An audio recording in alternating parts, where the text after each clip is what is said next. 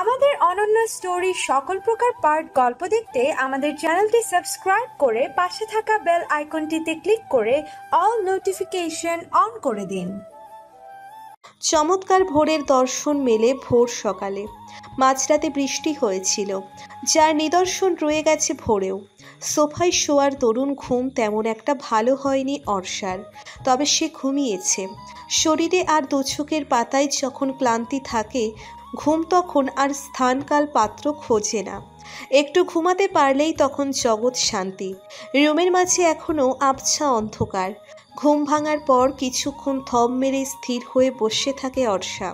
বারবার আল্লাহর কাছে দোয়া করছে যেন গতকালের সকল ঘটনা তার স্বপ্ন হয় অথবা ভ্রম। সবটাই যে বাস্তব সেটা সে উপলব্ধি করতে পেরেছে মশার কামড় খেয়ে। ফজরের নামাজ পড়ার সময় এখনও আছে নাকি দেখা দরকার। দেয়াল ঘড়িটা যেই দিকে আছে সেদিকে এগিয়ে যায় সে। মুখটা কাছে নিয়ে সময় দেখার চেষ্টা করে। যাক, ভাগ্য ভালো, সময় আছে এখনো। সে চটজলদি ওয়াশরুমে চলে যায় অজু করার জন্য। অজু শেষ করে ঘরে এসে বিছানার দিকে তাকায়। আহনাব এখনও ঘুমে বিভোর। এক মনে ভাবল নামাজ পড়ার জন্য ডাকবে, আবার ভাবল যদি রাগ করে। তাই সে সময় থাকতে নিজের নামাজটুকু আদায় করে নেয়। খুব সন্তর্পণে বারান্দার দরজা খোলে। বৃষ্টির পানিতে বারান্দার ফ্লোর একদম টইটম্বুর।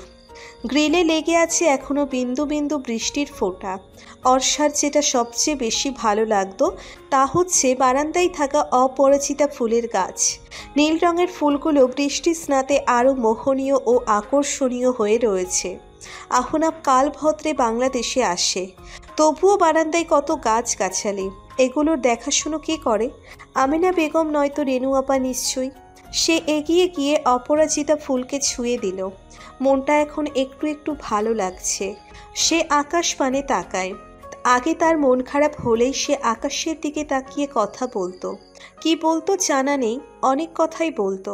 নিজের সুখ দুঃখ সব কিছু সে আকাশ পানে তাকিয়ে আল্লাহকে বলতো। এতে বিশেষ উপকারিতা কি তা সে জানে না, কিন্তু মন ভালো হয় এর সাক্ষী সে নিজেই। ঘরের দরজায় করাঘাতের শব্দ হচ্ছে, সঙ্গে অস্পষ্টভাবে কারো গলার স্বর শোনা যাচ্ছে। সে দ্রুত পায়ে এগিয়ে যায় দরজা খুলতে। বাইরে আফরিন দাঁড়িয়ে আছে। অর্ষাকে দেখেই মিষ্টি করে হেসে বলল, শুভ সকাল। অর্ষা ম্লান হেসে বলল, শুভ সকাল। ফ্রেশ হয়েছ? হ্যাঁ। আফরিন অর্ষাকে একবার আগাগোড়া পরখ করে বলল, একেবারে গোসল করে শাড়ি পাল্টে ড্রয়িং রুমে আসো। চা খাবে? পাঠিয়ে দেব? চা খাবো না। আচ্ছা। বলে আফরিন ঘরে একটু উকি দিল। চাপা স্বরে অর্ষাকে বলল, ভাইয়া এখনো ঘুমাচ্ছে? অর্ষা উপর নিচ মাথা দোলালো। আচ্ছা, তুমি রেডি হয়ে নাও। আফরিন চলে যাওয়ার পর দরজা চাপিয়ে কিছুক্ষণ স্থির হয়ে দাঁড়িয়ে থাকে। অলসতা তার কোনো কালেই ছিল না। সে কাজ করতে সদা তৎপর, তবে আজ অলসতা যেন প্রতিটি অঙ্গে অঙ্গে মিশে আছে। সে অলস ভঙ্গিতে রুমের এক কোণে পড়ে থাকা লাগেজের কাছে যায়।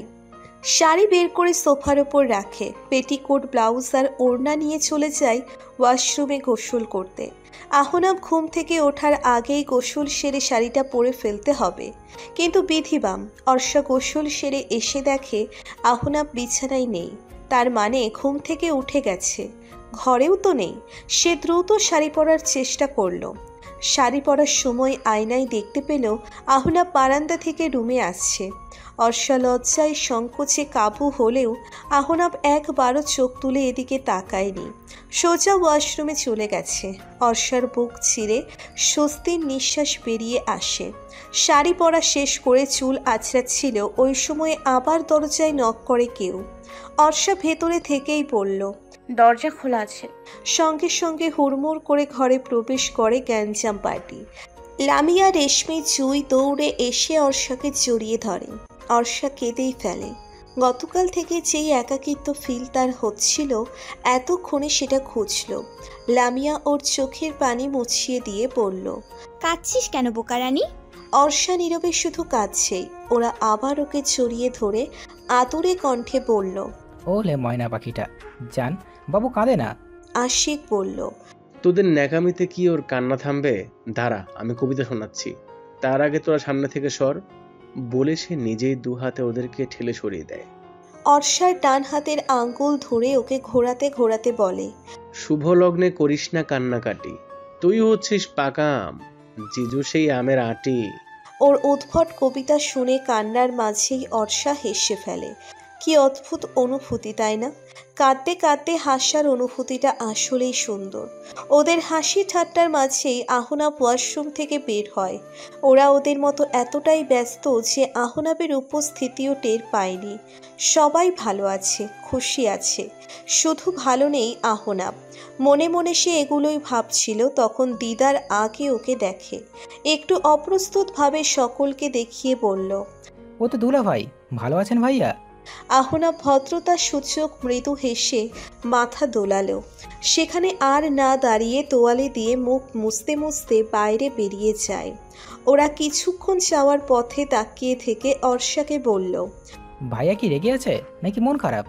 অর্ষার ঠোঁটেও হাসিও এবার মিলিয়ে যায়। গতকাল রাতে আহনাবের রাগগুলোর কথা মনে পড়ে যায়।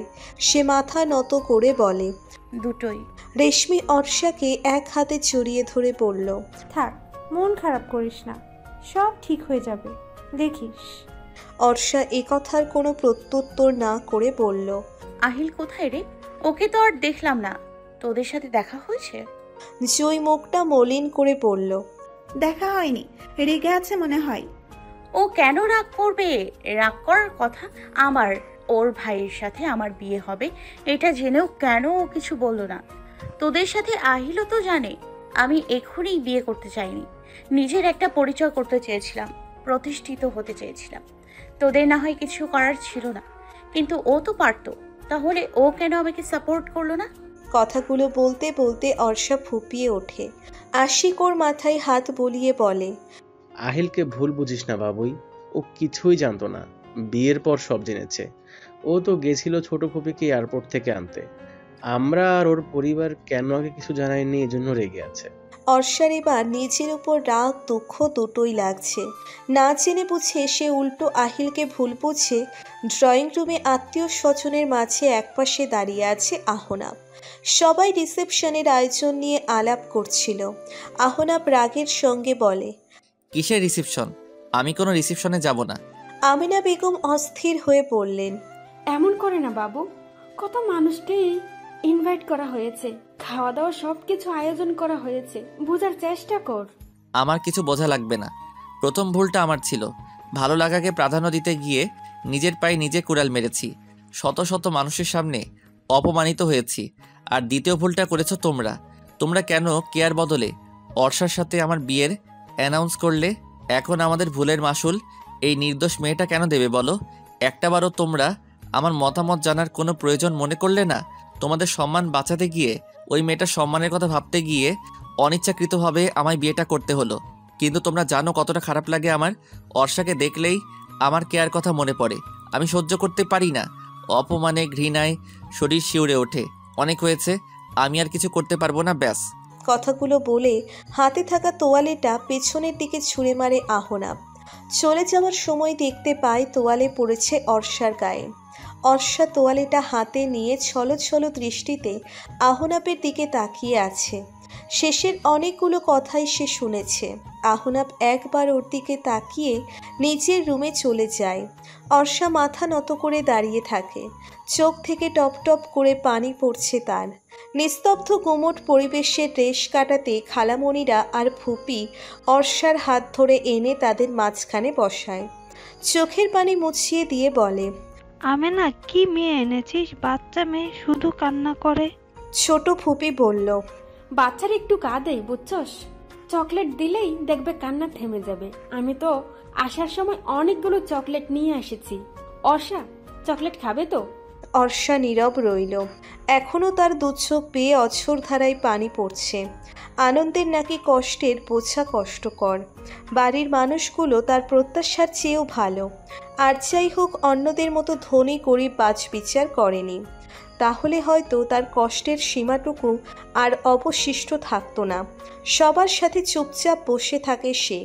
তারা আহনাফ, আফরিন আর আহিলের ছোটবেলার গল্প শোনাচ্ছে। কিছু গল্প শুনে অর্ষা আনমনেই হেসে ওঠে। আমেনা বেগম আফরিনের উদ্দেশ্যে বললেন, আহিল কি ঘুম থেকে উঠেছে? হ্যাঁ, ওর বন্ধুরা তো ওর ঘরেই। কারোই তো নাস্তা করা হয়নি, আমি খাবার ট্রেতে দিচ্ছি। বন্ধুরা সব ঘরে বসেই আড্ডা দিতে দিতে খেয়ে নেবে।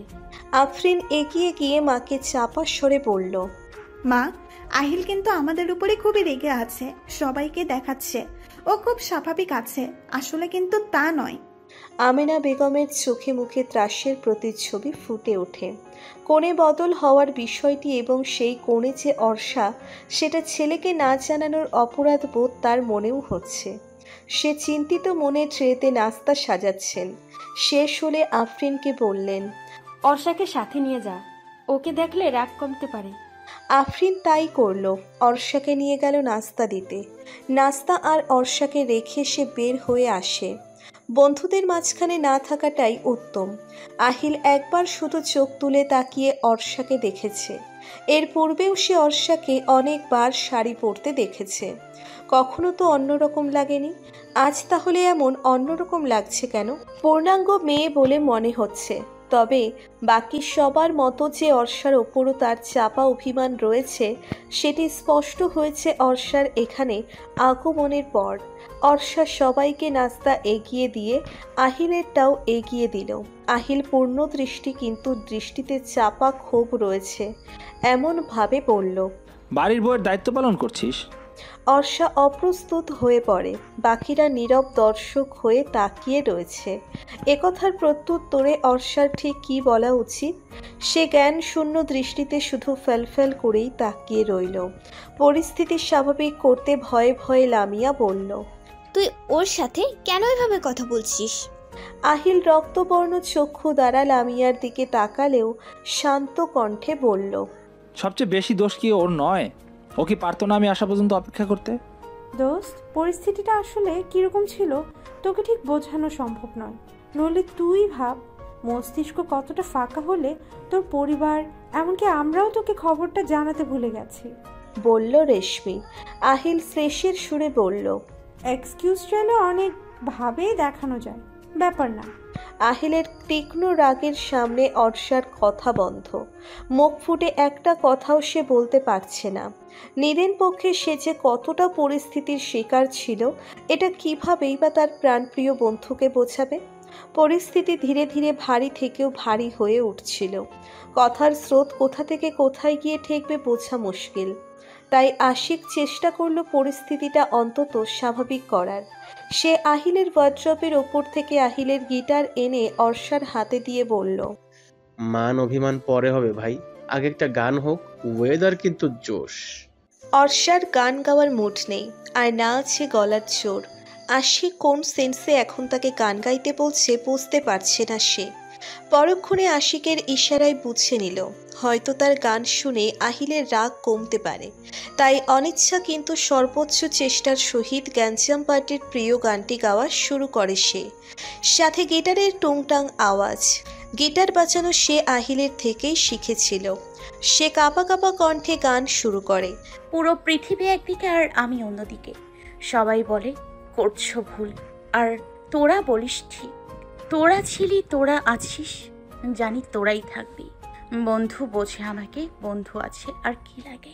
গান শেষেও আহিলকে দেখা যায় ফোনে বুঁদ হয়ে থাকতে, যেন সে কোনো গানই শুনতে পায়নি।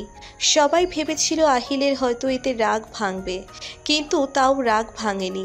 উল্টো আহিল ঘর থেকেই চলে যায়। দুপুরের মধ্যেও আহিলের আর কোনো খোঁজ খবর পাওয়া গেল না। বন্ধুরা সব খেয়ে দিয়ে দুপুরেই চলে যায়। আবারও বাড়িতে একা হয়ে যায় অর্ষা। জহির চৌধুরী আহনাপের মনের কথা ভেবে শেষমেশ রিসেপশনের অনুষ্ঠান বাদ দিয়ে দেন। অর্ষা আফরিনের রুমে শুয়েছিল। সেই সময় রেনু এসে বলে, আফা কি ঘুমাইছেন? অর্ষা মাথা একটু উঁচু করে বলল, না, কিছু বলবেন? না, মানে ঘরটা পরিষ্কার করতাম। অর্ষা বুঝল না পরিপাটি করা ঘর আর কি পরিষ্কার করার আছে। তাকে চুপ থাকতে দেখে রেনু বলল, বেশিক্ষণ লাগবে না, আপনি ততক্ষণ বড় ভাইজানের ঘরে থাকেন, আমি ডাক দিমুনে। অর্ষার যা বোঝার বুঝে নিল। দুই মেরুর দুজন মানুষকে শুধু শুধু কাছাকাছি আনার বৃথা চেষ্টা করছে বাড়ির মানুষজন। সে এক মনে ভাবল ড্রয়িং রুমে যাবে, কিন্তু সেখানে মানুষ গিজগিজ করছে। তাই সে আহনাবের রুমেই গেল। রুম ফাঁকা, সম্ভবত আহনাব বারান্দায় আছে। অর্ষা পা টিপে টিপে বারান্দার দরজায় যায় দেখার জন্য আহনাব সেখানে আছে কিনা। তার ধারণাই ঠিক। প্যান্টের পকেটে দুহাত রেখে সে সোজা হয়ে দাঁড়িয়ে রয়েছে, দৃষ্টি বারান্দার বাহিরে। অর্ষা ফিরে আসছিল, আহনাব তখন পিছু ডেকে বলল, শোনো। অর্ষা চমকে যায়, পা টলছে না যেন। ভয়ে ভয়ে আহনাবের দিকে ঘুরে দাঁড়ায়। আহনাবের দৃষ্টি তখনও বাইরে। সে কিছুক্ষণ মৌন থেকে বলল, তোমার নুপুরের আওয়াজ শুনে বুঝেছি তুমি এসেছো। অর্ষা নিশ্চুপ, শুধু মাথা নত করে দাঁড়িয়ে থেকে নিজের উপস্থিতি জানান দিচ্ছে। প্রলম্বিত শ্বাস নিয়ে আহনাব বলল, ভাগ্য মানুষকে কোথায় এনে দাঁড় করায়, তাই না? কখনো কি ভেবেছি তোমার সাথে কথা বলতে হলে তোমার দিকে তাকাতে ইচ্ছে করবে না? হ্যাঁ, সত্যি তোমার দিকে আমার তাকাতে ইচ্ছে হয় না এখন। কষ্ট হয়, এর চেয়েও বেশি হয় রাগ। আর এই রাগটুকু আমি কিছুতেই সংবরণ করতে পারি না। কখনো ভাবিনি ভালো লাগাও মানুষকে এভাবে পাল্টে দেয়। এতদিন তো ভালোবাসার নানাবিধ নানা রকম গল্প শুনতাম, আর আমার বেলায় হলো কি, শুধুমাত্র ভালো লাগাটুকুই আমায় কোথায় এনে দাঁড় করিয়েছে দেখো। তবে তোমার আর কেয়ার মাঝে একটুখানি যোগসূত্র রয়েছে। কেয়ার প্রতি ভালো লাগাটা শুরু হয়েছিল তোমার মাধ্যমেই। সেই বৃষ্টির রাতে যখন দেখলাম তোমার আপন ভাই তোমায় ভাবির হাত থেকে বাঁচাতে না এলেও কেয়া এসেছিল, তারপর কিভাবে যে ভালো লাগাটা বেড়েছিল আমি জানি না। প্রথম কোনো মেয়ের প্রতি আমার সফট কর্নার কাজ করেছে, আর সেই মেয়েটা তুমি। ছোটবেলা থেকেই আমি মেয়েদের থেকে দূরে থাকার চেষ্টা করতাম। মা আর আফরিন ব্যতীত মেয়েদের সঙ্গ আমার খুবই কম। কেয়ার সাহায্যকারী মনোভাব, ভালো ব্যবহার, এসব দেখেই ওকে ভালো লেগেছিল। অন্যদিকে তোমার বোকা বোকা চাহনি, তোমার অসহায়ত্ব, তোমার উপর অত্যাচার, শোরুমে কাজ করার সময় ঘর্মাক্ত মুখশ্রী, এসব ছিল তোমার প্রতি আমার সফট কর্নারের অন্যতম কারণ। ভাগ্যের কি নির্মম পরিহাস, ভালো লাগা অপমান করে সফট কর্নারকে জীবনের সাথে যুক্ত করে দিয়ে গেল, যার প্রতি না চাইতেও প্রতিটা মুহূর্তেও আমার অসহ্য ফিল হচ্ছে। একটু থেমে সে অর্ষার দিকে তাকিয়ে বলল, যদি আমি তোমাকে একেবারে ছেড়ে দেই তুমি আমায় ক্ষমা করবে তো? অর্ষা এতক্ষণ মাথা নত করেই আহনাবের কথাগুলো শুনছিল। শেষ কথাটি শুনে সেও আহনাবের দিকে তাকায়। কথাটা কি বুকে লাগলো? আহনাব এভাবে কেন বলল? আর বললই না হয়, অর্ষার কেন এমন লাগছে? এত খারাপ অনুভূতি কেন হচ্ছে? আহনাবের মতো তারও তো আহনাবের প্রতি কোনো অনুভূতি নেই, ভালো লাগা ভালোবাসা কিছুই নেই। তবে বৈবাহিক পবিত্র সম্পর্কে আবদ্ধ বলে? অর্ষা অশ্রুসিক্ত নয়নে আহনাবের দিকে তাকিয়ে রয়েছে। আহনাব হতবাক হয়ে জানতে চায়, কাঁদছো কেন তুমি? দৃষ্টি নামিয়ে নেয় অর্ষা, জোরালো কণ্ঠে বলল, কই না তো। আহনাব নির্বাক হয়ে যায়। কথা বলার ভাষা আপাতত নেই, বলার মতো সে কিছুই খুঁজে পাচ্ছে না। মস্তিষ্ক ফাঁকা, মাথায় শরীরের প্রতিটি শিরায় শিরায় এখন তার রাগের আধিপত্য। সে গোপনে দীর্ঘশ্বাস নিয়ে বলল, আচ্ছা তুমি রুমে যাও।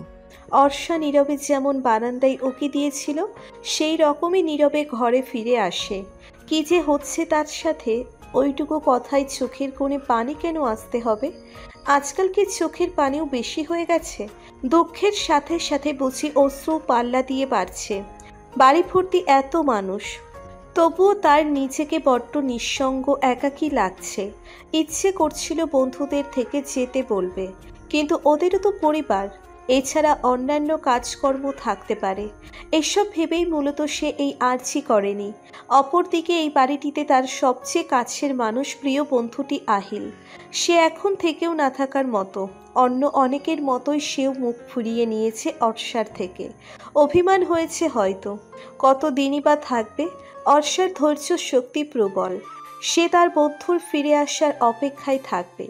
বিছানায় পা গুটিয়ে বসে থেকে নানাবিধ চিন্তা করছিল অর্ষা। চিন্তার রাজ্য থেকে ফিরে আসে রেনুর ডাকে। রেনু ঘরে প্রবেশ করে বলল, আফা, আপনার ভাই ভাবি আইতাছে। অর্ষা খুশি হয়, ঠোঁটের কোণায় এক ছটা হাসি ফুটিয়ে জানতে চায়, কোথায় এখন? বসার ঘরে আছে, আপনি আসেন। রেনুর সাথেই ঘর থেকে বেরিয়ে গেল অর্ষা। ড্রয়িং রুমের সোফায় তখন ভাই ভাবি আর তিয়াস বসেছিল। ওদের সামনে হরেক রকমের খাবার। কুসুম এদিক সেদিক তাকিয়ে বাড়ির সাজসজ্জা দেখছে। সে আজকের পূর্বে কখনো এই বাড়িতে আসেনি। রাহুলের মুখে অবশ্য অনেক গুণগান আর প্রশংসা শুনেছিল, তবে আজ স্বচক্ষে দেখে সে বশীভূত হয়ে গেছে। মনে মনে কেয়াকে সে ভীষণভাবে তিরস্কার করল। কতই বোকা হলে এত বড় বাড়ি রাজ্যের রানী হওয়ার সুযোগ পেয়েও এমন সুযোগ হাতছাড়া করে। এদিক থেকে অর্ষাকে তো নিঃসন্দেহে ভাগ্যবতী বলাই যায়। অর্ষার সামনে এসে ভাই ভাবিকে সালাম দিয়ে জিজ্ঞেস করলো, কেমন আছো?